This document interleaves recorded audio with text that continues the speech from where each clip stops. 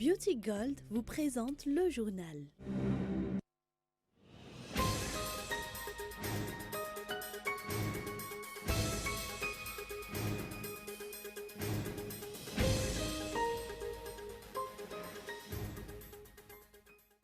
Le programme de la lutte contre la violence basée sur le genre à Madagascar a été présenté officiellement aujourd'hui, une cérémonie à laquelle de nombreuses autres personnalités ont assisté. Ce programme va principalement se baser sur la mise en place d'une nouvelle loi et la mise en place d'une institution judiciaire consacrée à la lutte contre la violence selon la Première Dame, ambassadrice du Fonds des Nations Unies pour la population. En raison d'un recours excessif à la détention provisoire, des milliers de personnes continuent de se morfondre dans les prisons malgaches sans avoir été déclarées coupables d'une quelconque infraction, a déclaré Amnesty International à l'occasion de la journée africaine de la détention provisoire qui sera célébrée le 25 avril prochain. Le nombre de détenus dépasse de loin les capacités de détention des pénitenciers. Au Soudan, un accord encore vague entre militaires et civils. Une réunion s'est tenue hier entre le conseil militaire qui dirige le pays depuis 2 semaines et l'opposition qui réclame le transfert du pouvoir à une autorité civile.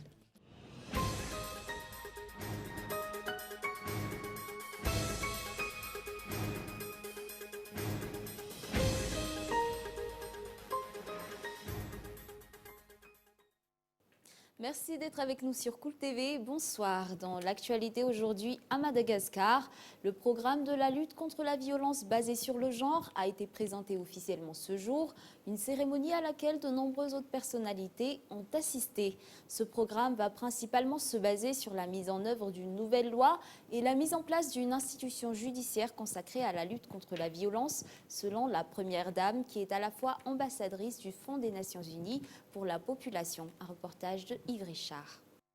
Après la nomination de la Première Dame, Mial Radziwill, en tant qu'ambassadrice de la lutte contre la violence basée sur le genre par le Fonds des Nations Unies pour la population le 12 avril dernier, le programme pour cette lutte a été présenté officiellement ce jour, un programme qui porte sur 2 grands points.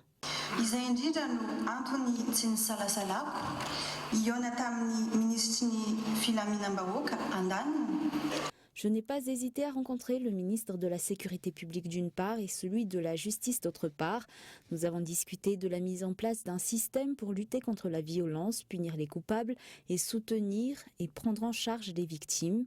Nous avons également parlé de mettre en place une institution judiciaire basée sur la lutte contre la violence basée sur le genre. La recherche de solutions ne se limitera pas sur ces points. Je suis prête à m'adresser à d'autres responsables.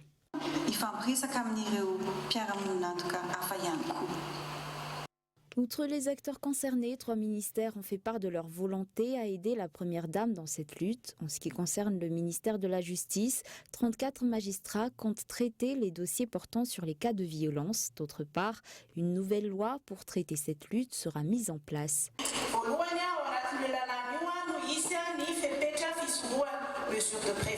Premièrement, des mesures de prévention vont être inscrites dans cette loi par le biais de la mise en place d'un système national pour la gestion de la lutte contre la violence basée sur le genre. Ensuite, des mesures pour protéger les victimes de ce type de violence. Les témoins ainsi que les dénonciateurs vont être prises. Nous comptons également instaurer une obligation de signalement.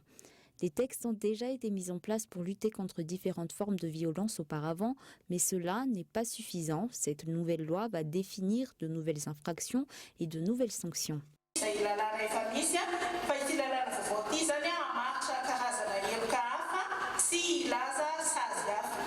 Pour le ministère de la Sécurité publique, 42 membres de la brigade féminine de proximité vont collaborer avec la brigade de police des mœurs et de la protection des mineurs.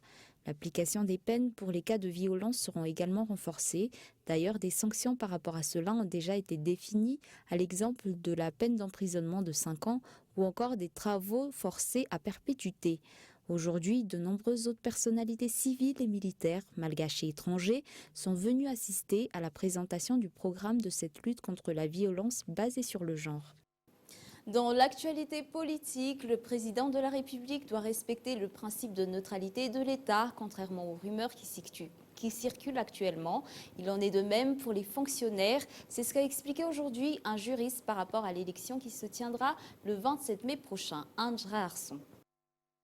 Des rumeurs circulent actuellement sur les réseaux sociaux selon lesquelles l'État compte passer outre le principe de neutralité de l'administration pour la préparation du référendum, puisque les questions qui seront posées au cours de ce vote seront des propositions provenant du chef d'État.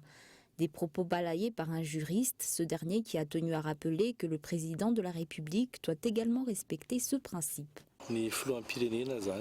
Le président de la République n'aura pas le droit de faire de campagne pour ce référendum.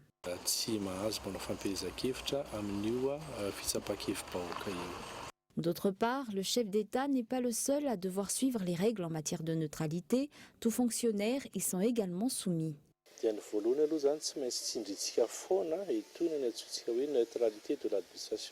La neutralité de l'administration interdit l'utilisation de toute propriété de l'État et puissance publique lors d'une élection.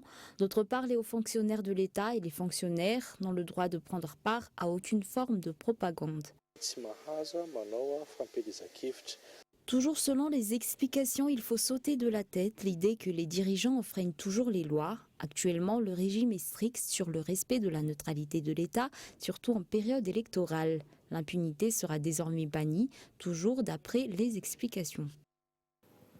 La journée africaine de la détention provisoire sera célébrée le 25 avril prochain. Selon un communiqué publié par Amnesty International, la situation de Madagascar en matière de détention provisoire est critique.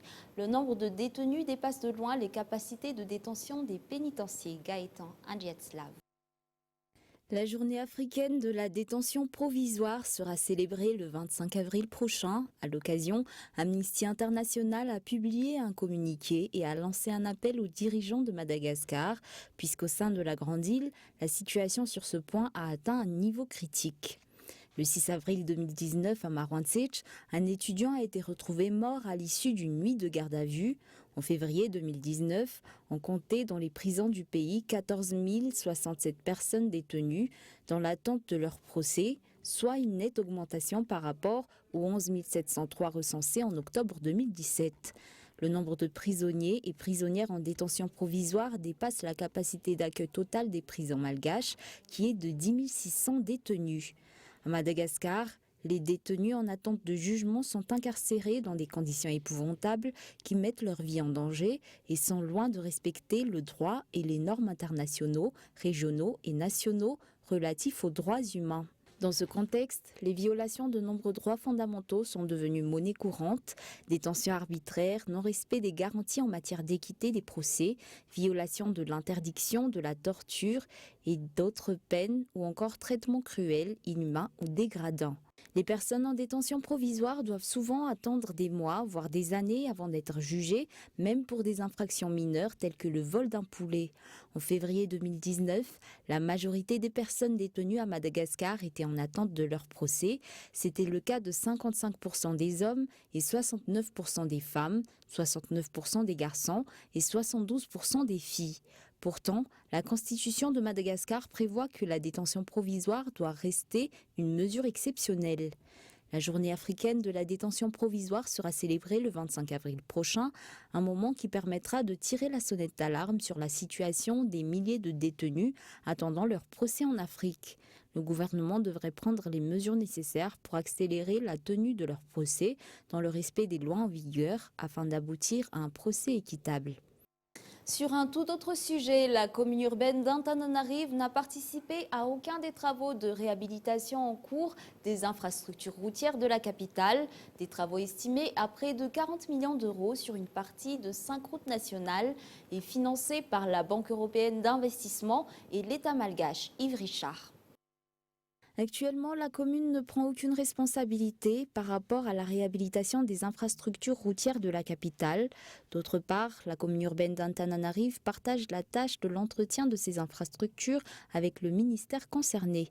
Si normalement le ministère n'est en charge que de la chaussée, le ministère de l'Aménagement du territoire, de l'Habitat et des Travaux publics prend à ce jour également en charge les travaux d'assainissement, une réhabilitation d'un montant de 40 millions d'euros financée par la Banque européenne d'investissement et l'État malgache. La réhabilitation engagée pour les 5 routes nationales passant par Tananarive font en tout 46 km. Ces travaux sont nécessaires à cause de la vétusté des infrastructures, ces derniers qui datent de plus de 15 ans. La fin de la réhabilitation d'une partie de la route nationale numéro 1 est prévue pour fin août, tandis que la fin des travaux sur une partie de la route nationale numéro 2 et 4 devrait s'achever vers fin novembre. Dans l'actualité sociale, le CCS, ou syndicat des enseignants-chercheurs et chercheurs-enseignants de la branche d'Antananarive, va mettre un terme à sa grève. Pour cause, des solutions aux principaux problèmes de cette entité ont été trouvées après le dialogue tenu entre des représentants de ce syndicat et le Premier ministre. Le CCS est actuellement en attente du procès-verbal. Pour rappel, le renforcement et la coordination de la gestion des travaux de recherche, la réhabilitation des infrastructures et le règlement des litiges fonciers, ainsi que le paiement de certaines indemnités font partie des revendications des membres de ce syndicat. Passons maintenant aux actualités internationales au Soudan. Alors que les tensions s'accentuent à propos du calendrier du transfert de pouvoir aux civils après le départ forcé du président Omar el-Béchir, les militaires et l'opposition vont former un comité pour négocier. Reportage France 24. C'est une main tendue qui pourrait permettre une sortie de crise au Soudan. Au terme d'une réunion de dernière minute, les militaires ont annoncé un accord avec le mouvement de la contestation, l'Alliance pour la liberté et le changement. Nous avons établi un accord sur des principes essentiels. Tout d'abord, nous sommes des partenaires et nous travaillons ensemble afin de ramener la sécurité au Soudan. Ensuite, dans nos rapports, il n'y aura pas de calcul, pas de perte, parce que le Soudan est gagnant. Il n'y aura pas de différence entre nous, car notre objectif est le même. Un accord qui intervient après la suspension des discussions dimanche. L'opposition exige que le pouvoir soit rapidement rendu aux civils. Les militaires, eux, estiment que le processus pourrait durer 2 ans. Pour les représentants de l'Alliance pour la liberté et le changement, les discussions vont dans le bon sens. Nous confirmons notre rôle en tant que leader du mouvement révolutionnaire et nous saluons le rôle des militaires qui protègent les citoyens. Nous nous sommes mis d'accord sur la création d'un comité dans le but d'étudier les étapes de transition et le rôle des organisations.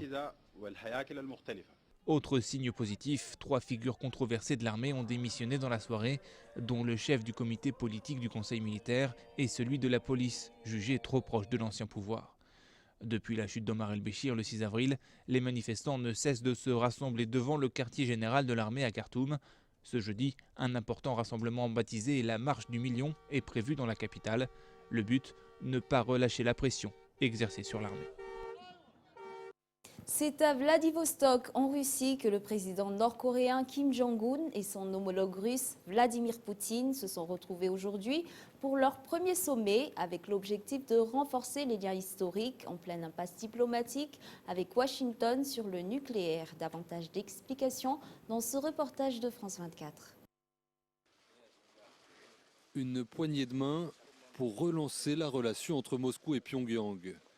Kim Jong-un et Vladimir Poutine se rencontrent pour la première fois dans cette université de Vladivostok, à l'extrême sud-est de la Russie, non loin de la frontière nord-coréenne. Le maître de Pyongyang se tourne ainsi vers la grande puissance qui a soutenu son pays pendant la guerre froide. Nos deux peuples savent que le développement continu des liens entre nos deux pays ne sert pas seulement nos intérêts respectifs, mais est également indispensable pour sécuriser la paix et la stabilité de la région. Les deux hommes devaient notamment évoquer le sort des 10 000 travailleurs nord-coréens en Russie, dont une résolution de l'ONU exige l'expulsion. Mais Kim Jong-un est surtout venu chercher une alternative dans sa volonté de normalisation internationale, 2 mois après sa deuxième rencontre avec Donald Trump, qui a abouti à une impasse. De son côté, le président russe affiche son soutien aux efforts américains, mais il souhaite jouer un rôle dans les discussions sur la dénucléarisation de la péninsule coréenne. La Corée du Nord a besoin de garanties sur sa sécurité et sa souveraineté.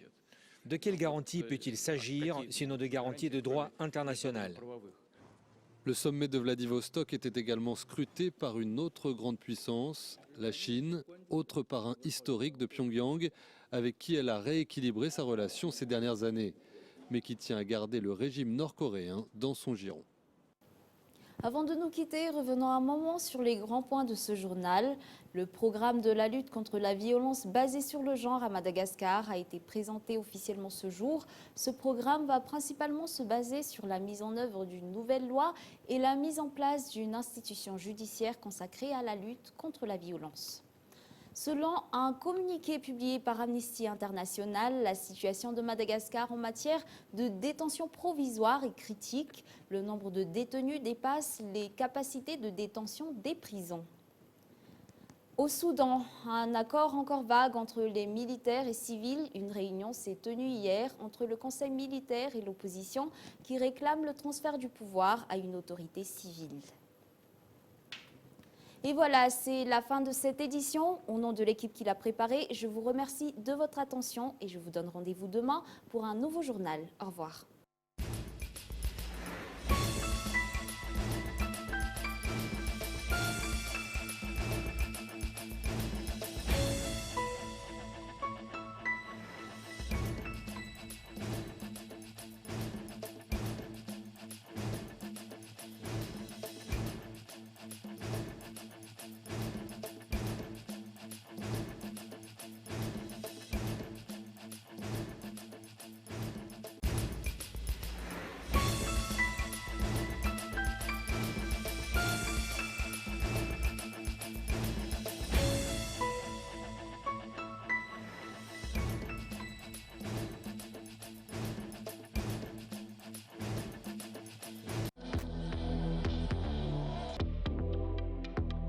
Le journal vous a été présenté par Beauty Gold.